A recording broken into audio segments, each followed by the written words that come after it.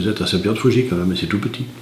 Avoir redynamisé le bourg avec une certaine vision, c'est-à-dire où on pouvait aller chercher les produits indispensables mais en bio, d'avoir créé ce restaurant, d'avoir un gîte, d'avoir créé cette école Montessori, on a montré qu'on avait comment dirais-je, une direction et on n'en dérogeait pas, et les gens qui choisissent de venir ici, c'est pas forcément pour un seul élément, c'est pour l'ensemble. Ce qui veut dire qu'on n'a pas eu une démarche qu'environnementale, on a une démarche globale. C'est-à-dire qu'on a travaillé dans l'éducation, dans le culturel, on fait des concerts tous les ans, 5 concerts de très très haut niveau, hein, avec des interprètes qui jouent dans le monde entier, hein, donc on est assez fiers de ça d'ailleurs. On a fait faire des conférences par des gens incontournables comme Gilles Clément, comme Bourguignon, donc ça contribue à comment dirais-je, à ancrer notre démarche et à prouver qu'on est, si c'est nous qui l'expliquons, c'est moins crédible, disons. Ça crédibilise nos actions en fait, voilà. La qualité de vie prime, je crois, et les gens ont envie d'être bien où ils sont, ils en ont marre d'être... Ils arrivent de Paris, ils arrivent de Toulouse, de Montpellier, ils arrivent d'Annecy, la vie qu'ils menaient ne leur convenait plus, quoi. De courir, comment il m'a expliqué qu'il passait plus de temps à l'extérieur qu'avec ses enfants, d'autres, à chaque fois, on voit qu'ils veulent se recentrer sur une bonne vie familiale, sympa, plus équilibrée, et moins dépendante. Il faut être courageux pour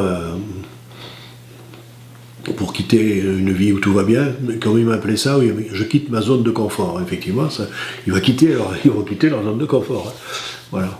Donc moi je les mets en garde à chaque fois, sachant que mon rôle et puis le rôle de la commune, c'est les accompagner. Ils arrivent là, on est là pour pousser derrière. Si on fait quelque chose, c'est avec eux, c'est obligatoire. Et on ne se pose même pas la question, quoi.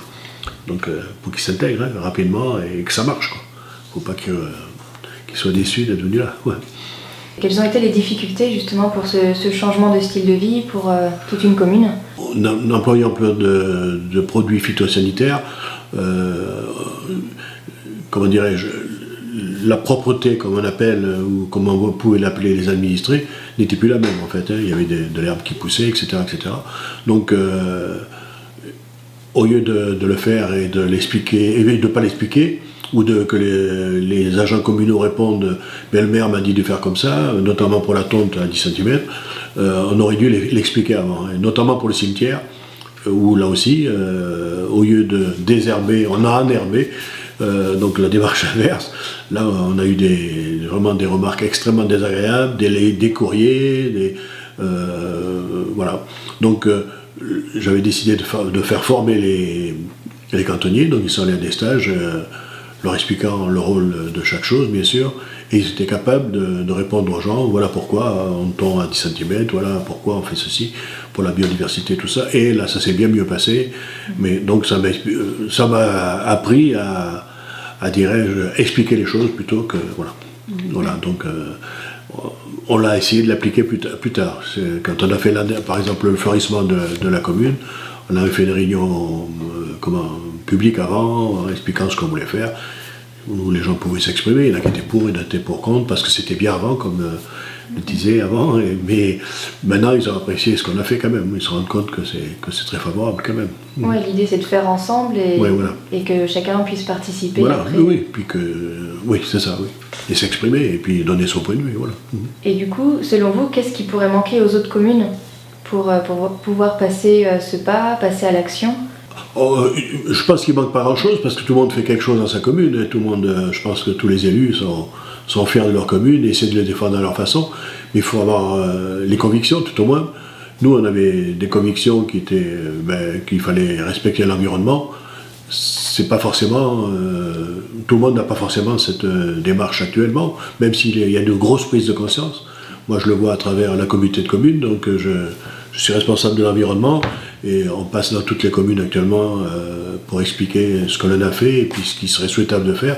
Et on a un accueil assez enthousiaste, mais je pense qu'on va faire évoluer les choses, oui, ensemble. Ouais.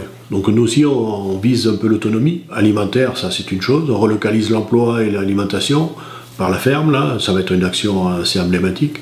Et énergétique aussi, on a fait faire les diagnostics des toitures qui sont susceptibles d'accueillir du photovoltaïque. Et donc on a retenu une toiture et à titre également pédagogique, on va alimenter en autoconsommation tous les bâtiments communaux. Donc ça va être le premier projet comme ça qui existe dans la région et en Aquitaine, je crois. On est suivi par Engie, par tous les organismes comme ça, parce que ça va être un projet phare, quoi. En autoconsommation, donc en autonomie. Voilà, on vise l'autonomie. Voilà. Et puis tout en réseau, tout en cohérence. Oui, on essaye, oui, bien sûr, c'est ça. Ça perdure, ouais. en fait. Voilà, c'est ça. Il faut qu'une chose alimente l'autre, en fait. Le gars qui va au resto, le resto, il va faire des repas. Et s'il les prend chez je sais pas lequel, peu importe le nom, en disant mes légumes viennent de tel endroit, la viande vient de tel endroit, les gens ils vont venir chez lui manger parce qu'ils vont être contents qu'on serve un truc. À la boutique, ça va être pareil. Et puis voilà, je crois que c'est ça qu'il faut, comment dirais-je, améliorer la résilience, être capable de, voilà. S'il arrive quoi que ce soit, c'est, voilà, pouvoir Donc le village puisse se porter de lui-même. se porter lui-même, c'est, voilà, je cherchais le terme, mais c'est ça, voilà.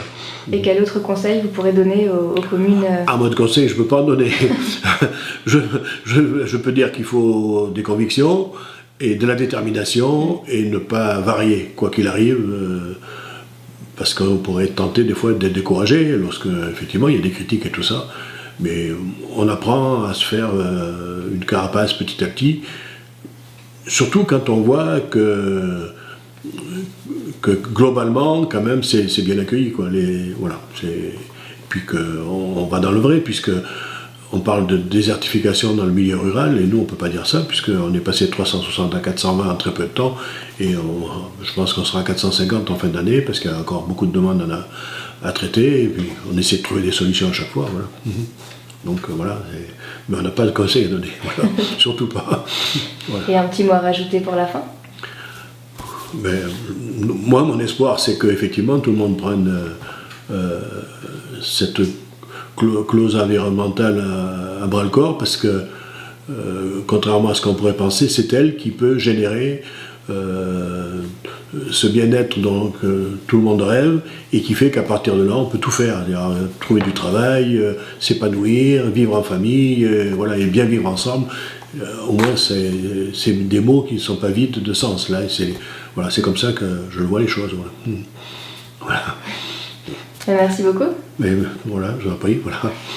Excusez-moi, je ne suis pas un bon orateur. Hein. Ça m'énerve.